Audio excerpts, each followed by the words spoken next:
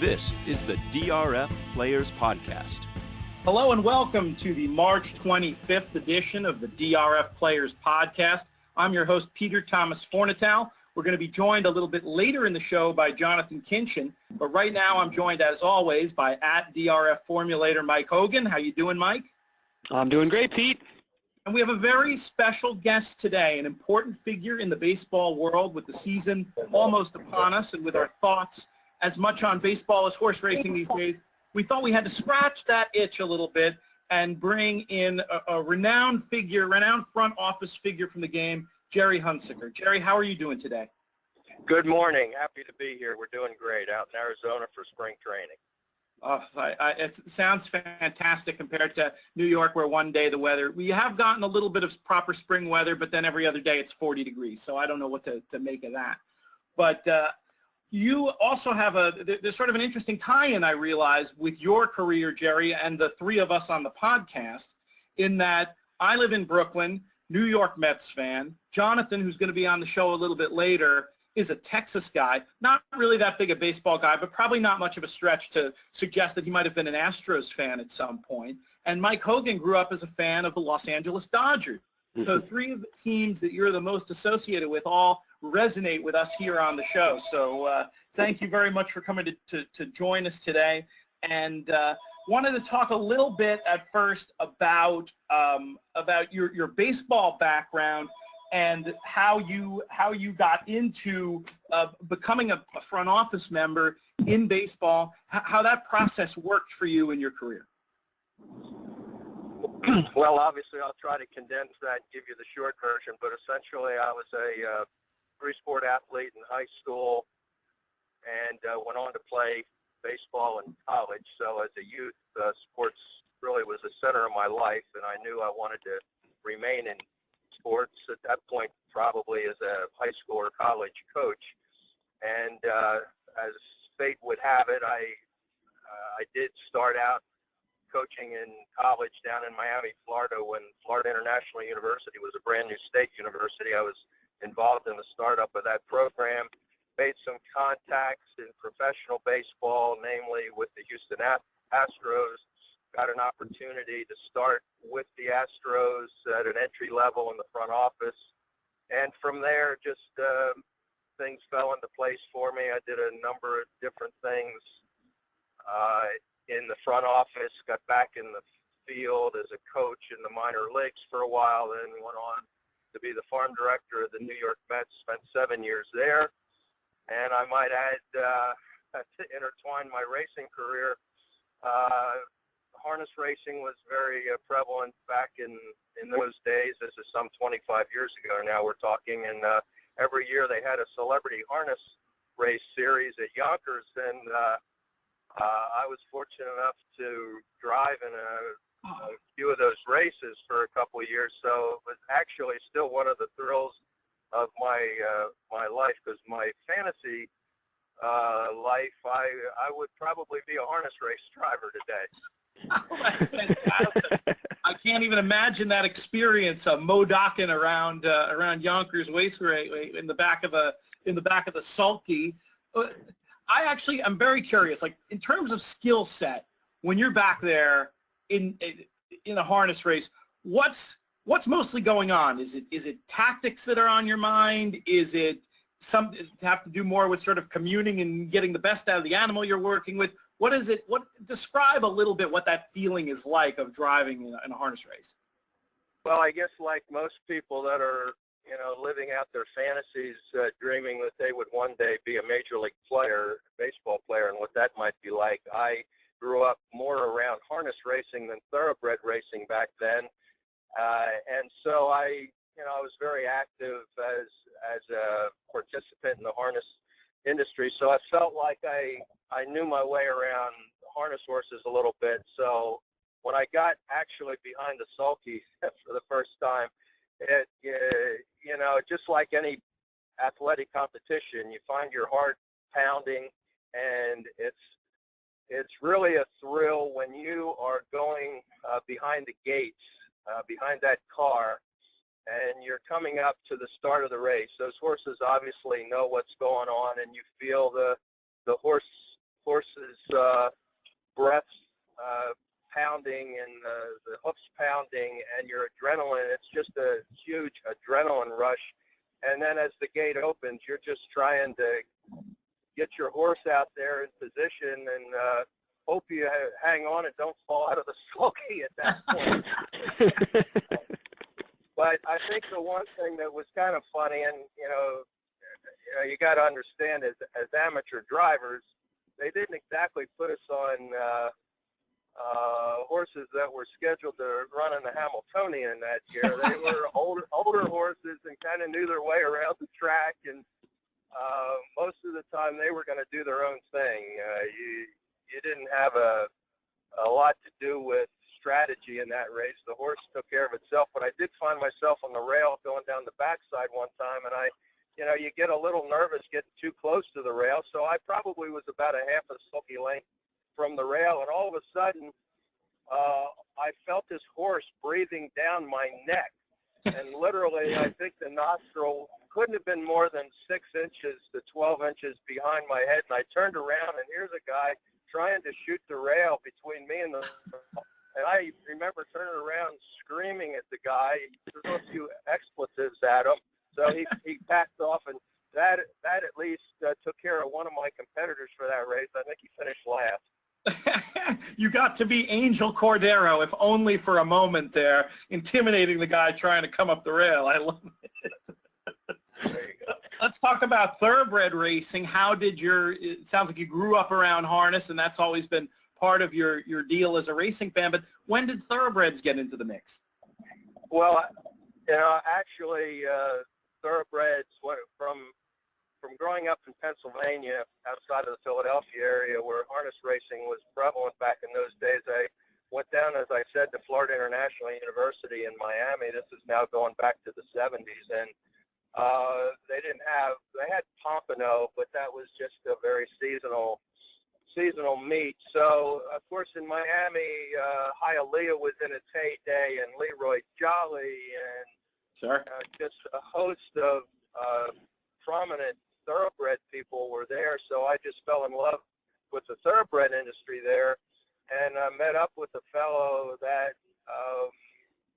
kind of messed around a little bit with owning some horses. We went up to the Ocala sale one day, yearling sale, and now granted, I was a college coach, and college coaches, at least back in those days, didn't make a whole lot of money, so I scrounged up whatever I could, and I remember we bought 2 yearlings, and I think the total for the 2 yearlings was about $1,500, and that was my start in thoroughbred racing.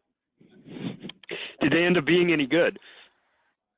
No, Those first two. actually, it's kind of funny. From there, I went soon after to the Astros in Houston, so I figured I wasn't going to probably get to see these horses very, very often, so I just sold my share out to my partner.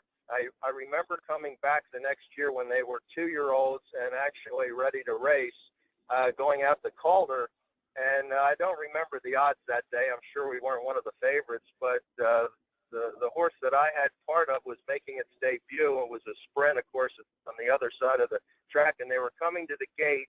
Just as they were entering the gate, my horse reared up through the rider and took off down the stretch the opposite way, and to the cheering of the crowd. And I don't know why they didn't scratch the horse, but the poor horse, they grabbed it, they put it back, and it ran up the track. And I'm not sure anything really happened newsworthy in that horse's career. But I will just quickly fast forward then, when I came to Houston some years later as a general manager. This is now the mid-'90s.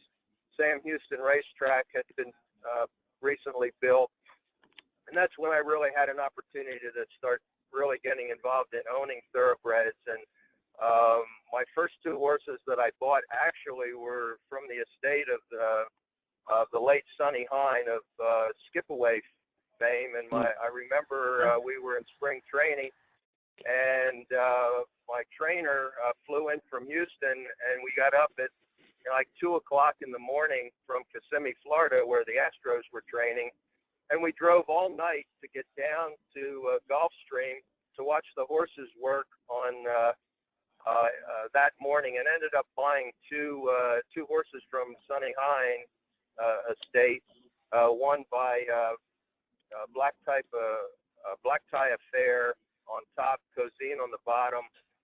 It turned out to be a really nice horse. We brought it back to Texas, got a little black type, won a little stake race, and that really got the hook in me as far as thoroughbred racing was concerned. What is your involvement? What's your involvement these days? You're still involved owning and doing anything on the breeding side? Or are you more of a fan these days? How would you describe your involvement today? Well, I'm very much involved. As I tell people, I'm in the minor leagues of horse racing. My wife is also a very accomplished horse woman. She's been in and around the horses all of her life. She actually had her trainer's license at one point.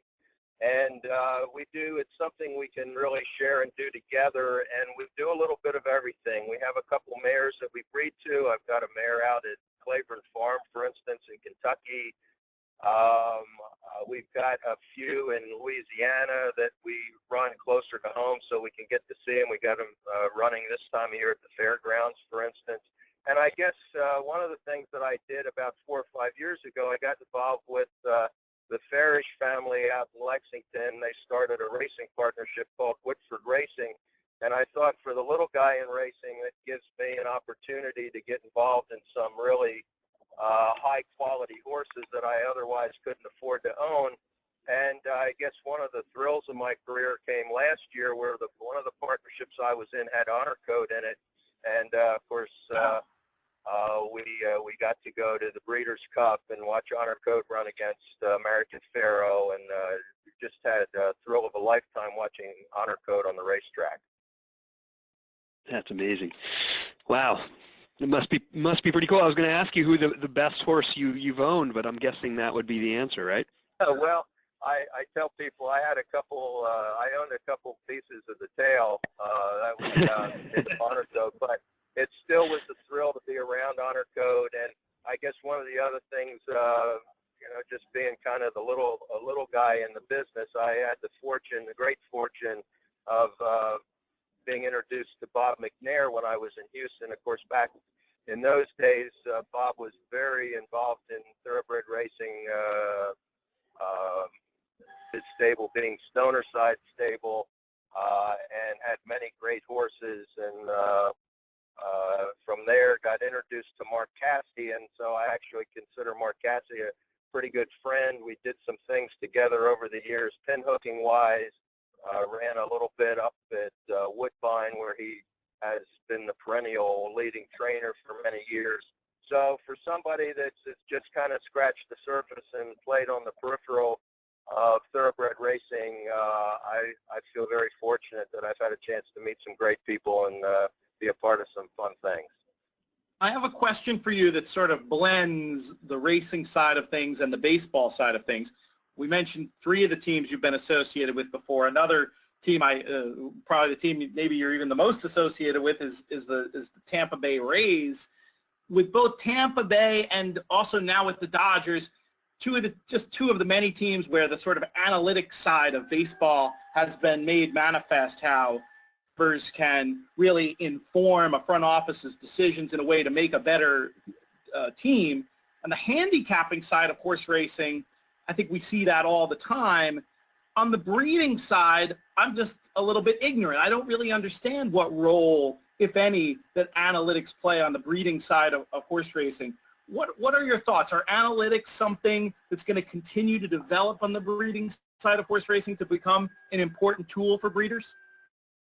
Well, my answer to that is that, I'm certainly far from an expert in this area, but I am intrigued with it, given the role analytics plays in not only baseball but some of the other sports, and having much respect for the analytics and what it plays.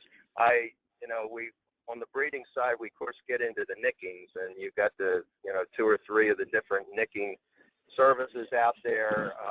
We probably pay more attention to the nicks than maybe other people do. I've tried to pick the brain of as many horse people as I can there, much more accomplished than me, and you get a mixed bag. There are some horsemen that pay very little attention to the nicks. There are some horsemen that pay a lot of attention to the nicks, and I guess the way I come out on it right now is the same way I do in baseball. I think if you are the manager or leader, owner, whatever, of whether it's a baseball team or own some brood mares, I think you gather as much information as you can from all sources, and then you have to make a decision on what value to place on each piece of information, and then ultimately make the best decision you can. So I think when it comes to I think one of the things that drives me to racing is the similarities between dealing with the two-legged athlete and the four-legged athlete. There's so many similarities, and sticking with the analytics, analytics plays a key role in both of these industries, but it's not the cure-all. It's not just because you have an A triple plus nick that you've got a great percentage chance of having a Kentucky Derby candidate down the road, just like you can't just look at analytics with a baseball player and take it to the bank. There's a lot of other different variables, and keep in mind you're dealing with the human aspect of a human athlete, and obviously the horse is an animal, so they act unpredictably. They've got good days and bad days just like we do, and so analytics does play a role for us, but I think, again, you have to be careful how much weight to play in it. And I think ultimately it comes down to the individual, the athlete, the makeup. Again, both the two-legged and four-legged athlete, we look at the makeup, personality of the individual, and just a lot of fascinating different aspects that go into making the right decision. That's great. I was going to ask you a question, but as a former scout and being involved in analyzing athletes from a baseball perspective, how, if anything, does that approach or has that approach helped you in analyzing the equine athlete? I think there it comes down to looking at the individual. Just like a young baseball player, you can go down to the Dominican Republic and look at a very crude 16-year-old kid that hasn't had much experience, and you look at everything from his physical attributes, the way he moves, the way he runs, his throwing, the way he throws the ball, his swing, even though he's young, and you start to formulate an opinion about how athletic that individual is and what the prospects might be of him getting better in the coming years. I think you do the same thing with the horse. Once the horse is born, I don't know that in the first 6 months or so of life, you can tell an awful lot, because just like the young human athlete, the horses change. Some kids develop earlier than others. Some horses develop earlier than others. So you have to be careful and you have to be patient. But as horses get older, certainly, you get more information about what they're going to look like, how they walk. If you take them to the 2-year-old sales, you get a chance to see how they move, how athletic they are. You get to be around the horse a little bit and get to analyze his or her personality a little bit, which I think is very important in horse training, just like it is in developing the human athlete. So there's some of the similarities that I think you deal with, on the horse side. I want to answer. That was a fantastic answer, and I love the way you blend those two. I think it's a mistake people make both in racing and sometimes in baseball, where you have to choose, it's all about this one thing. I think in any successful business, as you point out, you need to take a blend of the different approaches to be the best that you can be, and I think you articulated that very well. Before we let you go, I want to talk to you a little bit about this baseball season and what we can expect from the Los Angeles Dodgers. I know Mike is waiting with bated breath on the answer to the question. Gee, this was fun up until this question. How about an easier one? I've got one I wanted to ask. I'm being, facetious here a little bit. Look, the Dodgers, I feel very fortunate as I start to wind down my career in baseball and spend more time with horses, quite frankly. The Dodgers are an iconic brand, obviously. Probably only the New York Yankees could compete with them as far as their notoriety and the history that they've had and so forth. So with that history comes expectations. And the expectations are not only to win every year, but to get to and win the World Series. It's almost like, it's a foregone conclusion the Dodgers are going to make the playoffs. I mean, heaven forbid, they didn't even make the playoffs. That's the mentality out in Los Angeles and, of course, with Dodger fans. So I would say this year we certainly expect to be a very talented and very productive baseball team. Like most teams, injuries, like horse racing, injuries play a very big part of each and every year. And I'd say right now we're a little banged up for this time of year. We've already had some serious injuries to a couple of our key players, the latest being Andre Ethier, who's probably going to miss the better part of the season with an injury. And so depth is going to become very important.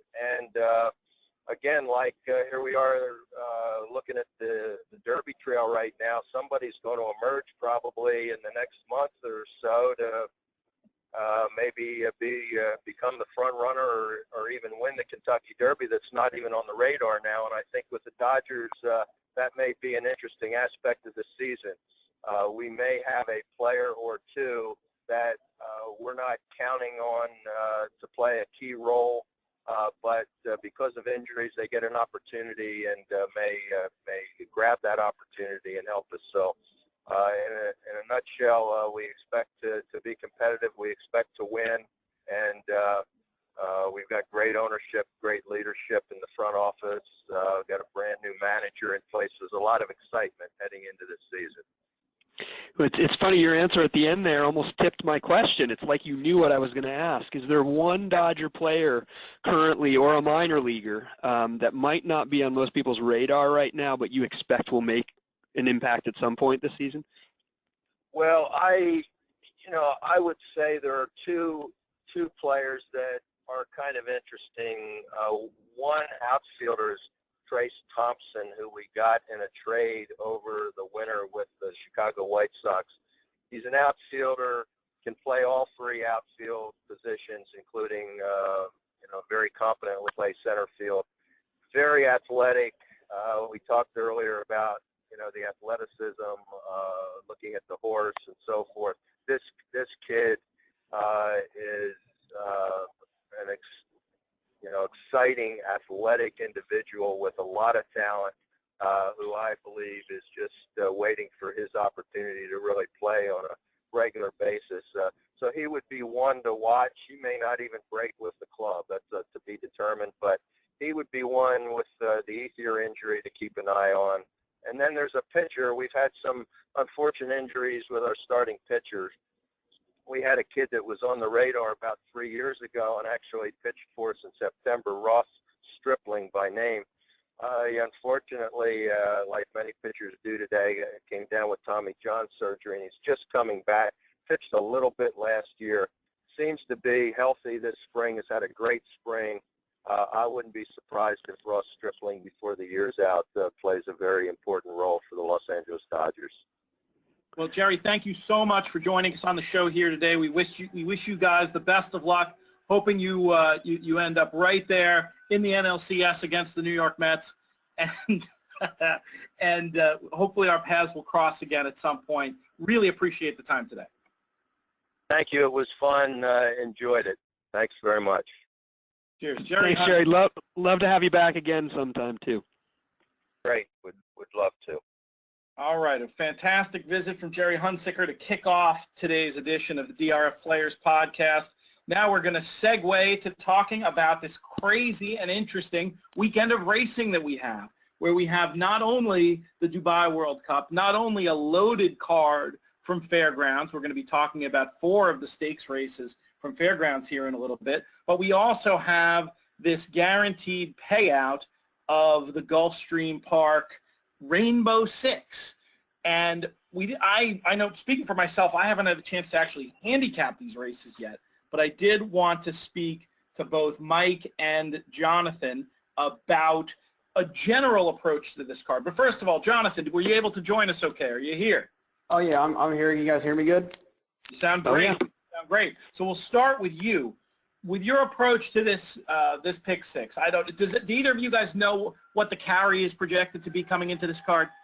I've seen like 15 million. Well, I don't know what the carry will be. I've seen like what it'll get to 15. Right. You're right. I think they're expecting the carry might be 5 or 6. Yeah, and that the new money will push it to 15. So you're looking here potentially when you're dealing with a pool, when you're dealing with this many horses and a pool of that many people, sitting on what could potentially be a life-changing score. Jonathan, is that your approach? Are you out there looking to shoot the moon and make your life in a bet like this, or are you looking at it a slightly different way? No, I mean, I think that the way we've talked about my approach in general is that, you know, I'm more of a bet more to win, you know, just to win more rather than bet a little to win a lot. And I think when you start trying to win $5, $10, $15 million in a bet, I think sometimes you miss out on some more logical opportunities. You know, tomorrow is an amazing opportunity to use Ticketmaker if you've never used it before. I'm going to try to have a $10 all A ticket while everyone else is shooting for the moon. If it pays $1,000 or $1,200 or something very logical, I'll have it 10 times, or actually more than that. I guess I would have it like 100 times or whatever. But right. 50 times. But I think that if you're looking for that lifetime score, there's a really good chance for me, if I have a lifetime score, that it's going to happen on a 2B ticket. And if you're not familiar with Ticketmaker, that might be kind of foreign to you, but it's the idea that essentially you were wrong twice and kind of hit some backup situations. And so for me, in order for it to be a lifetime score, I think it would probably fall in the 2B column, just because I don't typically have 30, 40, 50 to 1 shots as A's. Now, Mike, you've been doing a little bit of research that sort of backs up Jonathan's approach here. Do you have any numbers you might want to share about the potential equity in playing the more logical sequences in a bet like the Rainbow Six? Well, you know, it's different. We talked about it a little bit, unfortunately, on the Lost podcast, where I was making the case that even prior to the mandatory payout day, even with a seemingly larger takeout, or at least a larger portion that's not paid back because there is that carryover to the jackpot pool, that there is still value to be had in playing a bet like the Rainbow Six, because people don't press their most logical opinions, because they're afraid of betting against themselves and being the one, you know, having the lone winner a couple times, and, you know, they don't want to miss out on the jackpot because they had the sequence twice or 3 times or 5 times. But in reality, what that means is you get people that don't bet like Jonathan's talking about. They don't do a $10 all A ticket. They cover all of their opinions for 20 cents and spread more deeply than they might normally, because they are hoping for that life-changing score. I'm talking about whenever there's even $1 million carryover, or $2 million carryover, or like what we've been sitting on for the past week or two. So I went through and researched the last like 10 cards or so, and almost everyone, there was one exception on March 12th, but everyone other than that has paid more than the equivalent win parlay, and in most cases 2 to 3 times the equivalent win parlay in the pick six. So I think that goes. Give one example, Mike, just to illustrate exactly what you're talking about. Yeah, well, yesterday's, for instance, a 20-cent, you know, because it's a 20-cent payout, so a 20-cent win parlay starting in the first leg and carrying through to all 6 legs would have returned just over $6,600, whereas the pick six returned over $16,000. So that's nearly 250% better return in the pick six. And that's not an anomaly. March 18th, it was over 300%, and March 10th and 11th, over 400%. So I think a lot of people think, oh, it's not a bet worth playing until there's a mandatory payout because you're getting beaten up by the takeout. But at least when there are large carryovers, that has not been the case recently. Or the takeout is what the takeout is, but if you can find equity within the sort of microeconomy, why not try to take it? And if you take an approach like what Jonathan's suggesting, you can see the potential rewards are there. So something interesting to think about. We'll certainly be following that story tomorrow, and we certainly all have homework to do this afternoon. Looking at this, just glancing through the PPs, there's an awful lot of horses here. I mean, through that 6 races took me 28 pages. Yeah, no, I think that's funny. I think that the important thing to keep in mind is that, and I'm not by no means my conspiracy theorist. I'm actually the opposite of that. But just if you're looking at reality, you have to keep in mind that Gulfstream Park wants this to be a big payout. The racing office wants it to be a big payout. So those PJ Campo is hustling horses. If you have a horse with 4 legs, please enter him on Saturday. We want to have full field. So don't be afraid to toss horses that when they don't look like they make sense. Don't be scared to just toss them. And a lot of people are going to include horses just out of pure fear. They're going to throw in some 30-to-1 shot, trying turf for the first time with no turf pedigree, who's never been closer to 20 lengths from a winner, and they're going to use that horse and waste a lot of money on him. And so my advice would be just play it like a normal day. Don't treat it any differently. And if you win, you win. If you don't, you save a little bit of money.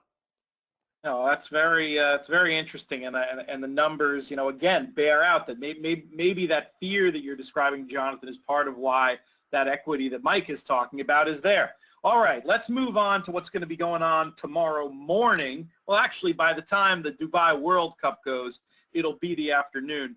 Our buddy Gerry Hunsicker, who was on the pod earlier this year, I had a little piece with him that ran online yesterday. It'll be in the paper tomorrow. He, of course, in addition to being the current NHC Tour leader, is one of the partners in Donegal Racing who has a share of Keen Ice, one of the horses who will be competing in the Dubai World Cup. Just wanted to give a shout out to Elliot for that and make sure people check out that piece. But it's a really interesting handicapping puzzle. I have yet to do the 100% job on the race, but I do have some thoughts about how to approach it from a wagering point of view. Mike, have you had a chance to look at this race yet? And if so, what are your thoughts? I've looked at it a little bit. Like you, Pete, I haven't done what I would call a deep dive yet. But, you've got a 12-horse field, and half of the field will be familiar to those that follow American racing because 5 of them are what we would consider U.S. horses, and then the 6th is Candy Boy, who is now in the UAE and a Dubai horse, I guess you could say, but primarily has run in North America as well. So if you're not normally one that follows a Dubai World Cup, this year it might be a little easier, say, than last year, where it was Lee and California Chrome, and then maybe some horses that you hadn't heard of as much. This year, it's the field, and especially the contenders are American horses, and a lot of it comes down to, and I think approaching Jonathan mentioned it earlier this week, approaching the Dubai card in general, since you're betting into a non-commingled pool, just an American pool. The American horses tend to take more money than they probably should because that is who we as bettors are more familiar with. So if you can make a case based on watching the tape of a European or a Japanese horse or even a horse from Dubai and feel like they're good enough to compete, you'll get paid probably better than you likely should based on their chance of winning.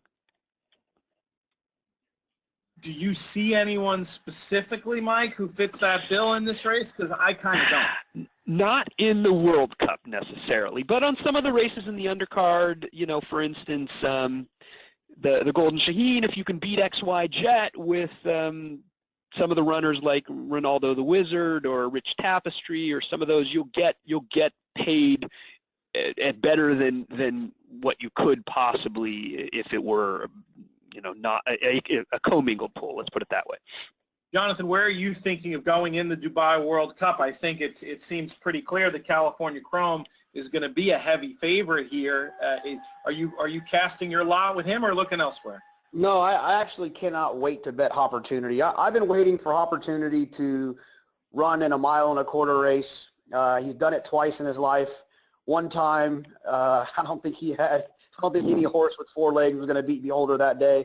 So, to me, he's, a lot of people that have been around me at the racetrack, I unaffectionately throw around the word plug sometimes. Like, they're just a pluggy horse that just kind of plods along, and I think that's the best definition of Opportunity. I think that he wants to go 1.25 miles. The longer, the better. And I think he's going to get – I just don't see – I feel like one of these weird horses is going to run with California Chrome early, put a little pressure on him. Even if that doesn't happen, off of Frosted's last performance, you have to expect that Frosted's going to make a run at California Chrome earlier than he's ever been run at before, at least in recent races. And I just feel like Opportunity is going to sit a perfect trip. It could come running late. And so, obviously we wish Elliott as a tournament player good luck with Keen Ice. I think Opportunity is the closer that I would want in that race. Yeah, well, Opportunity was the horse I was going to mention, not so much as a win candidate, but definitely as a second and third horse with a little bit on the win.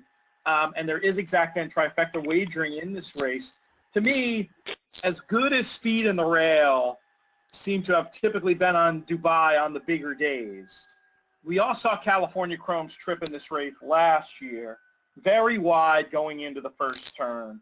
I don't think that's where Espinosa's going to want to be this year. I think coming from outside, he's going to have to be aggressive.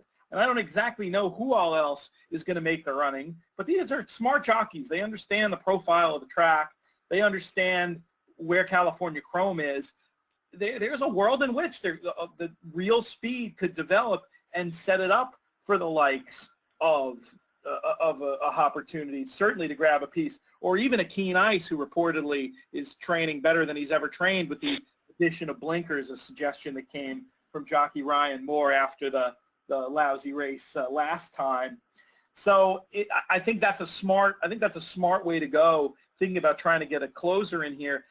Frosted, to me, I thought it's interesting. You think he'll be aggressive, Jonathan? I was worried after what happened to him back in the Travers against a hyped Derby winner attacking early. I thought maybe Buick would be inclined to be a little bit more patient with him and produce Frosted a little bit on the late side. I wasn't going to suggest tipping him because of the 2-1 on the morning line, but I was thinking he had every chance here as well. But go into a little more detail on your thoughts on Frosted and the kind of tactics Buick's going to apply here. Yeah, no, I just think that, he's one of those types of horses where, how well he ran last time, the jock's going to ride him with confidence, and when the jock feels the time is right, he's going to run, and he'll believe in the horse enough to make that run earlier than some other horses might when other horses are tiring. And I just feel like he's going to challenge California Chrome earlier than California Chrome's been challenged. Not so much in the early parts of the race, but, in the turn or at the top of the lane, kind of similar to the idea that American Pharoah got challenged earlier in the Travers than he ever had before. And I think sometimes that takes a little bit of starch out of the horse and can set it up for both horses and can set it up for other horses coming from off of it. And that'll just be a dream scenario for Frosted if he's not the first one to do the dirty work. If somebody out there is ridden aggressively, perhaps the Torian Mashawish, perhaps others, and it could, you can really see the scenario where it could set up for a late run, at least to get a piece. And that's probably the way I'm going to play the race, especially if Opportunity is a big number, which I expect he'll be. Key him underneath around the other logicals and try to catch something. That's the thought from here. I need to do a little bit more work in the race and see if I can come up with anything more clever. But that's not a bad little 10-minute overview of the Dubai World Cup for folks. Feel free to reach out to us on Twitter. Tell us what you're thinking in the race, and definitely Godspeed to Elliott and Keen Ice. I'd love to see him have another big run and validate his big win from last year. I mean, he's a cool horse. Elliott's the first one to point out he owes connections nothing, but it'll still be interesting to see if he can perk up with the addition of blinkers in there.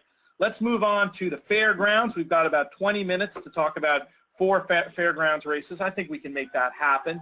It's an interesting quartet we have for public handicapper. It starts off with the New Orleans handicap, run at 1 1/8 on the main track. Mike, who did you come up with in here? Well, unfortunately, Pete, a lot of my opinions in this, not just this race, but in this sequence, the horses that I think are the most likely winners are the ones that are likely going to be favored. So I don't know if I have a really crazy opinion. I think Eagle is the best horse in the race. I like him a lot more than I like, say, International Star, who's likely to be the second choice. I just don't know what kind of value he's going to offer. And so the ones that I think could potentially run their odds that are maybe the sneaky horses, whether or not they're good enough is another story, are Jessica Star and Smarvelous. So I might look to kind of key them up around Eagle and hope that some of the horses like Majestic Harbor and International Star that are going to take money are just not in the exactas or tries. Jonathan, do you agree with Mike? Are we looking at a chalky situation here with Eagle, or are you going to get cute? No, I won't be getting cute here. I think this entire sequence, these entire 4 races we're going to talk about today, I think, I'm just going to go ahead and plug my theme now. It's like a tote board race. Like, this is just one where you have to have a couple horses that you like, and you got to just watch the board, and if something gets out of whack, then you can fire. Otherwise, you kind of just got to sit back and try to maybe connect some things in multi-race bets, because I don't see how International Star or Eagle lose this race. And so from a tournament point of view, I'll just wait to see which one makes more sense, whoever's the largest price, and play that one and hope the other one doesn't run. I think they both were kind of against the track last time. That's something we'll probably talk about throughout these races. The inside was pretty good that day. The inside saw a pretty big horse win the Rachel Alexandra, and I would expect that a lot of horses that were outside that day to move up quite a bit today or tomorrow. You took the words right out of my mouth, and the poster boy for that is probably Eagle. I think if you're looking to play the one who's the bigger price between the International Star and Eagle, just go ahead and bet International Star now, because Eagle is going to be like shades of odds on in here to me. Mm-hmm. And if he's not, I'm gonna bet him big. I mean, I thought he was. That's interesting you said that about International Star. I had some note that he'd raced on the inside in the Mine Chef. Did I get that wrong? If you say like a couple more words, or I can just keep flopping around on my words until I can look it up. He was on the inside. He was on the inside late, but all the way until the turn, he didn't get to the 2-path until the turn. So Gotcha. And then he finished down the lane the rest of the way. That's fair. No, that's fair. I just didn't visually. It wasn't an effort that inspired me with all that much confidence for whatever reason. Even if I got that specific part of my note, if I wrote it in a misleading way, I thought Eagle, ran. I thought Eagle clearly had a worse time of it relative to the racetrack, and obviously also ran better. And I think his past races just impressed me more as well. I think if there's for multi-race bets, I think I'd be happy just standing with Eagle, especially if he's 6-5 or higher. My gut is he may even be shorter than that, but that's my concern. I agree with you wholeheartedly, Pete, that Eagle did get the worst of that. But one of the things that I think that happens, that at least I've been learning that's happened to me as I started paying attention to more track bias stuff, is that you fall in love with a horse for being against the track in a race, and then you sometimes forget about the situation that's going to actually happen in this race. And there's a chance he's going to be 4 wide again. I mean, that could legitimately happen. International Star could get a dream trip up the inside, and all of that stuff kind of goes out the window. No, that's a great point. The weather at Fairgrounds, it rained yesterday. I don't know what's in the forecast going forward. But yeah, we got to pay attention also. I mean, just because you would think that after all the hullabaloo about the bias track on the last big day, that you would like to think you'd be looking at a more fair situation today. But as we've seen in the past, that's not always the case. And if you're looking at, that's a great point. If you're running against the bias and against the flow again, well, you know what? At your short number, you may end up getting you could be 3 lengths the best and still lose, and what good does that do you? So that's always the dangers you have when playing short prices. But my gut in looking at the race was he was where I wanted to go, and I'll just throw caution to the wind beyond that. Let's move on to the 8th race at Fairgrounds. This is the Munoz Memorial Handicap. It's a Grade 2 on turf at about 1 1/8 miles. Jonathan, we'll start with you this time. Who did you come up with to win the Munoz? Oh, I love Chocolate Ride. Obviously, he is responsible for one of my outright NHC wins last year when he was I don't know, I think he was 13-1 or something like that. So I have an affection for him, but I thought World Approval's last race was really, really good. You know, it was off of a 154-day layoff. I know Julian, and I say this as I know Julian, I'm going to blame it on other people. I'll go ahead and admit that I'm a flag bearer of giving Julian a hard time for his rating of horses. But one thing about Julian is when he needs to be forward and be on the lead, he does that, and he'll go. And being at the 10 and being in the 10 hole, I actually believe that that's going to help him be forward even more. I think that he'll be up there with Chocolate Ride, hopefully sitting right off of him with a target. And if he runs the race he ran last time, I think that he's got a real good shot to run by him. So depending on what the price is there, I think Roman Approval is going to probably get bet pretty heavy. I'd be interested in him if he gets ignored on the board, but I think I'm going to go with World Approval there. I was going to talk about Roman Approval, who I thought was pretty obvious off the trip last time against the flow and with what I thought was meaningful trouble. I was concerned about what you were saying, though. 4-1 of the morning line, I'd be all about. 3-1, I might make him a clear on top pick, but I worry that more money could come there. So as it stands right now, I'm torn between number 2 Roman Approval and number 3 Can't Help Believing, who I thought that was a pretty nice comeback effort last time. 5 weeks since then. Aggressive spotting from Graham Motion. I like to see when a typically more conservative type trainer picks a little bit more of an aggressive spot. And I'm guessing that if there is a little bit of cut in the ground, that won't hurt his chances at all. So he's one I'm looking at. 8-1 on the line. We'll see if that number comes to fruition. Doesn't seem crazy to me that it might. Mike, where are your money going in this race?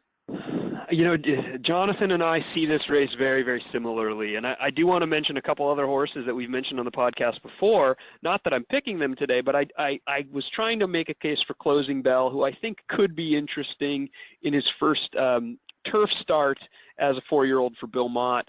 You know, last race ran in the Dawn. I think they just dirt was maybe not his best surface. He's back to the turf here. You know, and those young 4-year-olds improving for Bill Mott are something that I always like to look at. I just don't know if he's good enough to beat this field. And another one along those lines is String King, who obviously loves Fairgrounds.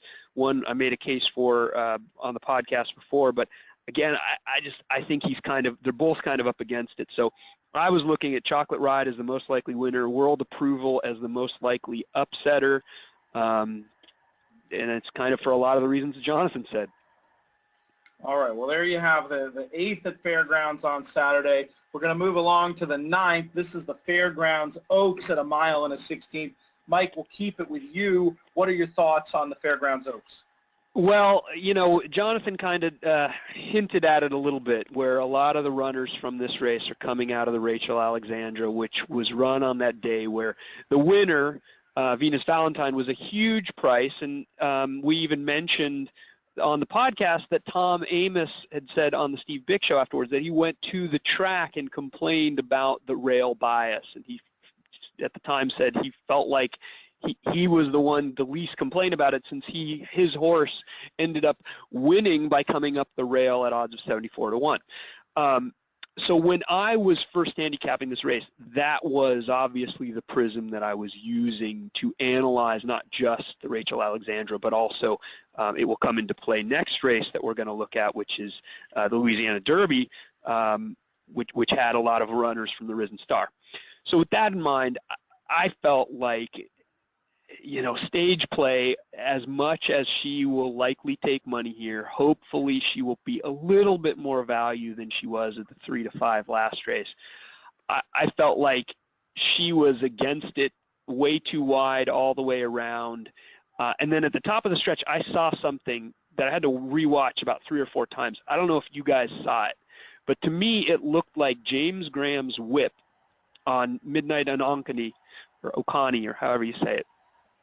Looks like his whip came over and hit her in the face because she reacts very strangely at the top of the stretch when she's trying to pull clear or pull even with that runner, and then she rears her head, and then after that the race was over for her, partly because she was on the outside and not really where you want to be, but partly because I think, it didn't seem like she liked that at all. Did either of you guys see that? I didn't. Unfortunately, if anyone from Fairgrounds is listening, they don't have an HD opportunity for you to watch replays, which would solve the problem pretty easily and make it a lot easier. But I couldn't tell. I didn't see it either, but I mean, to me, she's the sort of the flow/bias upgrade of the year. Between sort of moving early into that, between moving early into the hot pace of the race that sort of collapsed and racing on the wrong part of the trap. I mean, talk about excuses. This is like excuse heaven. And I'm very interested because you're also in a situation here where undoubtedly she's going to be a much, much better price, not only off the quote-unquote flop in the last race, but also with the presence of the we don't want to look at Songbird's rear end anymore contingent coming in from California. And in fact, with that in mind, Jonathon, my question for you is, who goes favored here, stage play or Land Over Sea? I mean, that was kind of my my teaser earlier. My point in this race is like, it's just whoever the public overbets, because one of them is going to be overbet. Land Over Sea is going to be completely overbet, or stage play is going to be completely overbet. I mean, like way, way, way overbet. And whoever is, I'm just going to go the other way.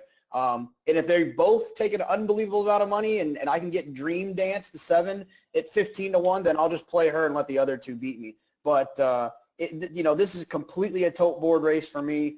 I think that Land Over Sea is a really good horse. I had a note on her that she beat I mean, if you like block out Songbird and watch that last replay, like Land Over Sea like galloped. I mean, she like was when Songbird stopped running, Land Over Sea stopped running. She just kind of she was let up early late, and she had a Mocat was running at her late, but Land Over Sea had kind of stopped. So I think she's really good. I think stage play, like you said, had every excuse in the world last time.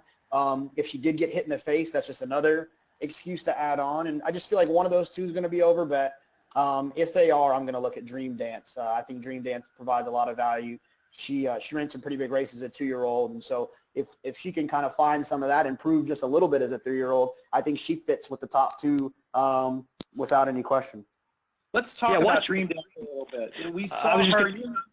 You and I saw her together, Jonathon, when she ran in the Rags to Riches the day after the Breeders' Cup, when we made our crazy hungover car ride to go check out Churchill Downs. That was the feature that day, and she made this huge run late that sort of threw the binoculars I was very interested in.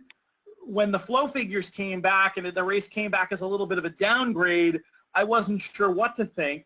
But then ran well against the seeming track bias in the slop at Gulfstream or at Churchill in the Goldenrod. Hasn't been seen since. Have you heard anything specific about how she's training, or what are you basing your enthusiasm for her on? Well, I haven't heard anything, and I guess that just without knowing anything, I guess it would be a little bit concerning for the foundation that she has. Her not getting to the races a little bit earlier as a 3-year-old, but maybe it's the opposite. I'm not a horseman. So, I mean, maybe that's actually a good sign. They felt like, well, she got so many races in as a 2-year-old. We'll take our time with her.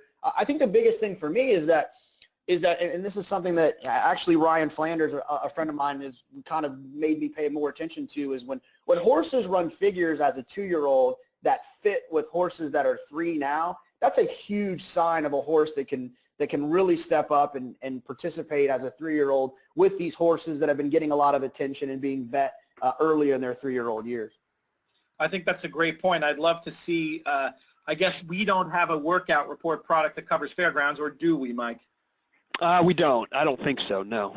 We'll have to look around on Twitter and look for the scuttlebutt. But I think Dream Dance is a very intriguing long shot. and stage play for me is an A+ in this race. Did you have one more comment, Mike, on this one before we spend our last few minutes on the Louisiana Derby? I was just going to say, as closely as you can through Formulator or YouTube or however you do it, watch that replay and watch the stretch in particular. Tell me afterwards, either on Twitter or other means, if I'm crazy or not, because to me it looks like she possibly gets hit in the face. Yeah, it's an interesting conversation. Maybe we can send around a link with it, with a time cue in it, make people's life easy. That's a good idea. But let's move on to the Louisiana Derby, 1 1/8 miles. And you know, that 16th of a mile, between 1 1/16 and 1 1/8 miles, sometimes it plays like a lot more than a 16th of a mile. So we're going to get some interesting indications here when these horses, when these 3-year-olds travel that route of ground on Saturday. Mike, we'll begin with you. Who's your pick in the Louisiana Derby? Well, the Louisiana Derby has 7 of the 11 runners coming out of the Risen Star, including the top 5 finishers in there. So you have to first decide, is the winner coming from that race, or is it going to be one of the 4 new shooters? For me, I'm not sure, and I think I mentioned it prior, although I do like Gun Runner and Motom as horses moving forward on the Derby Trail, I don't know if they're as good as the top ones. And so I'm leaning heavily on number 2, Greenpoint Crusader, who is coming out of races where he has run against the best horses on the Kentucky Derby Trail, running second when he was much more forwardly placed, you know, in a short field where there seemingly wasn't much speed, last out in the Holy Bull, you know, basically ran around and finished well clear of his other rivals while Mohaymen swooped and took the lead late. He's facing, I think, a softer field than he was facing against Mohaymen. And then the race prior in the Breeders' Cup Juvenile, I thought was an amazing effort. When I thought he was done at the half, he started dropping back through the field. He went way wide on both turns, and he only got beat less than 5 lengths to Nyquist. So he's who I'd be looking to use heavily, and you know, just kind of hope that one of the Risen Star runners doesn't jump up.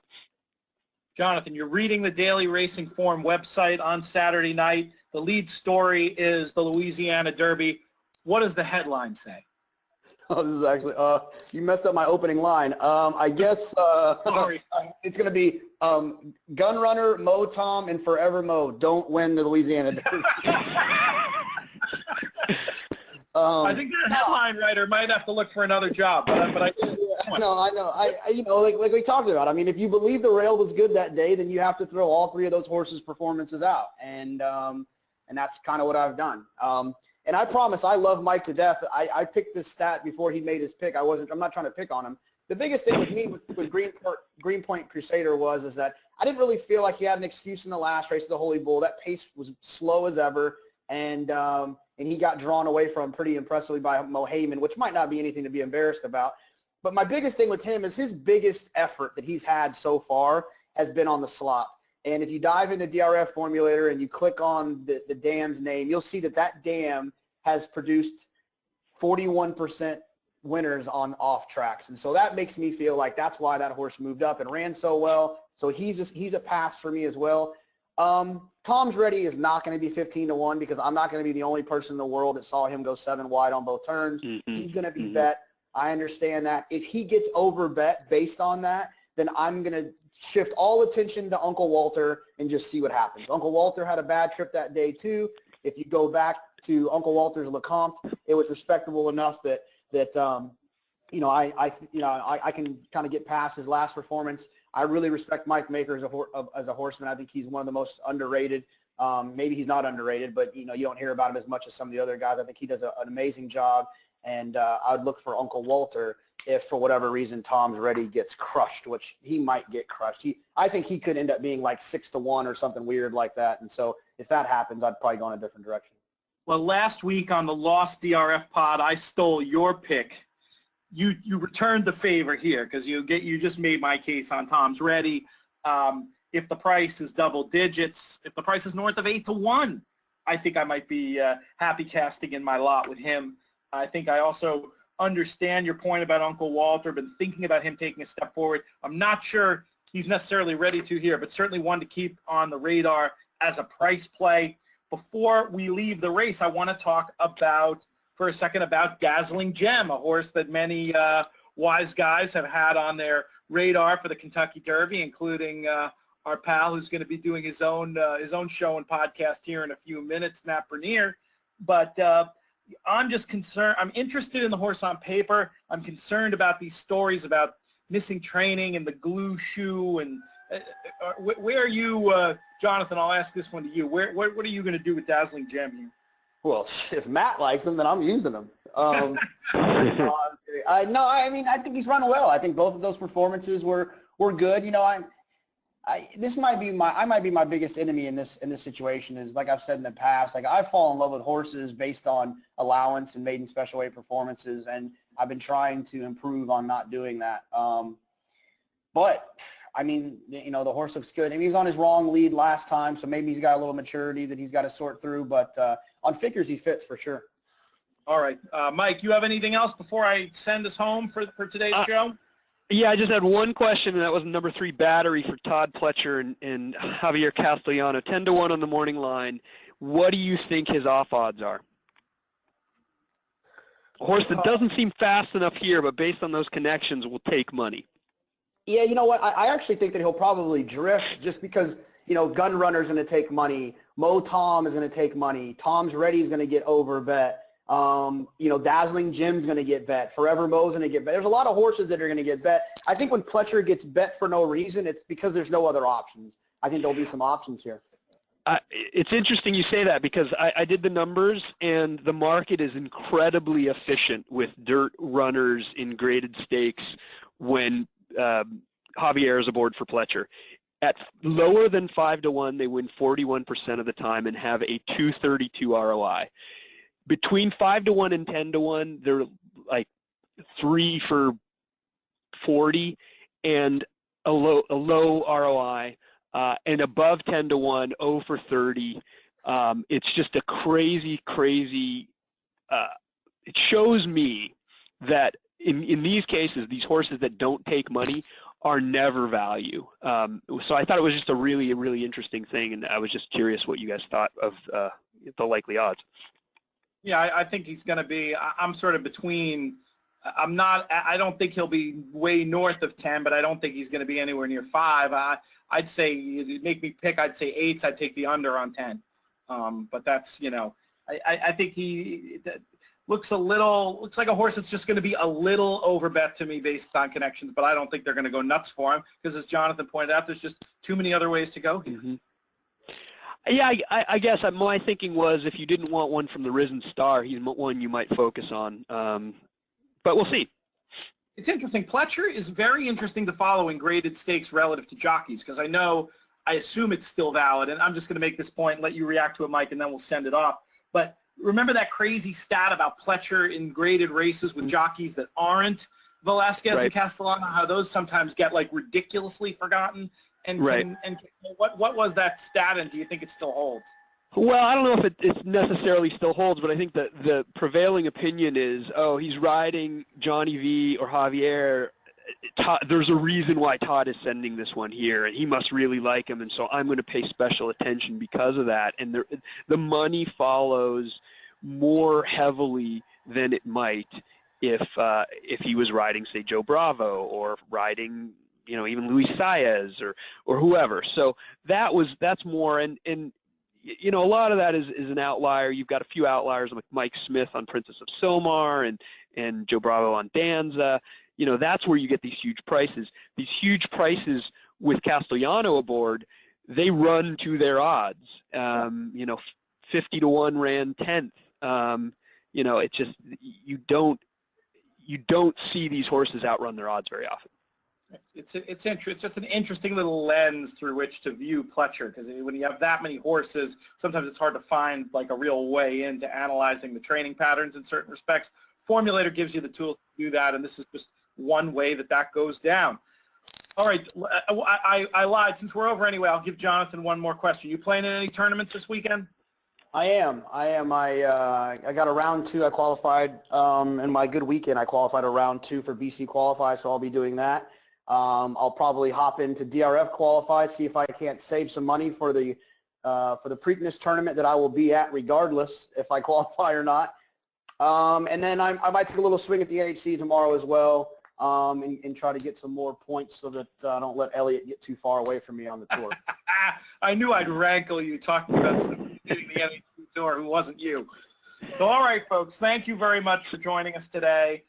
Thanks to Gerry Hunsicker, to Jonathon Kinchen, to Mike Hogan, and again, all of you, you're the reason we do the show. We love hearing from you on Twitter. Find me at @LoomsBoldly, Jonathon at UT Big Hair, and Mike at DRF Formulator. Until the next time, may you win all your photos.